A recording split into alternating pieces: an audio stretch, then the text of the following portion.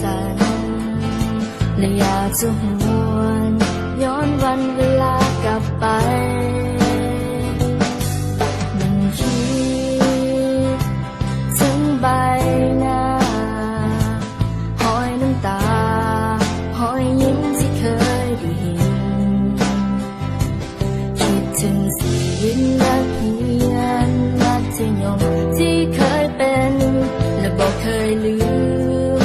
ว่าเฮาหากันเท่าใดห่างกันแสนไกลหัวใจยังเหมือนเก่าห่างกันเท่าใดหัวใจเฮาเหมือนเดิม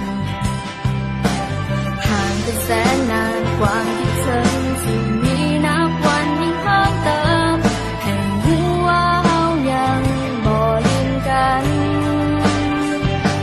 และนับจากวันนี้บ่ว่าจะโดนเท่าใดจะให้สัญญาต่อกันว่าจะเก็บเอาความทรงจำของเราไว้ในหัวใจ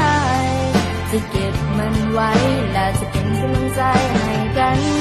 เมื่อวันต่อไปถ้าเจ้าหากต้องเสียใจหรือเจ้าต้องมีน้ำตาคอยนึกถึงความทรงจำของเราในวันที่เราเคยอยู่เคียงข้างกันและมันยังคงจะเป็นแบบนั้นตลอดไป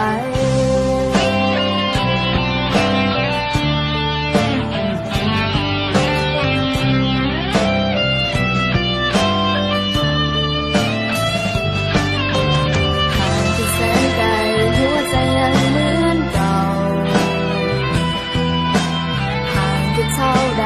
หัวใจเฮาเหมือนเดิมห่างกันแสนนานความคิดถึงที่มีนับวันยิ่งเพิ่มเติมให้รู้ว่าเฮายังบ่ลืมกันและนับจากวันนี้บ่ว่าจะโดนเท่าใดจะให้สัญญาต่อกันว่าจะเก็บเอาความทรงจำของเฮาไว้ในหัวใจจะเก็บมันไว้และจะเป็นกำลังใจให้กันเมื่อวันต่อไปถ้าเจ้าหากต้องเสียใจหรือเจ้าต้องมีน้ำตาคอยนึกถึงความทรงจำของเรา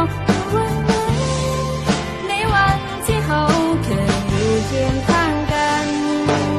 และเขายังคงจะเป็นเพื่อนกันตลอดไป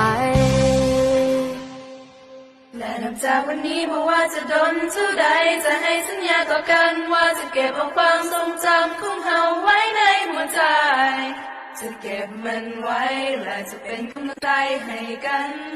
เมื่อในวันต่อไปถ้าเจ้าหากต้องเสียใจหรือเจ้าต้องมีน้ำตาขอให้นึกถึงความทรงจำของเราเมื่อวัน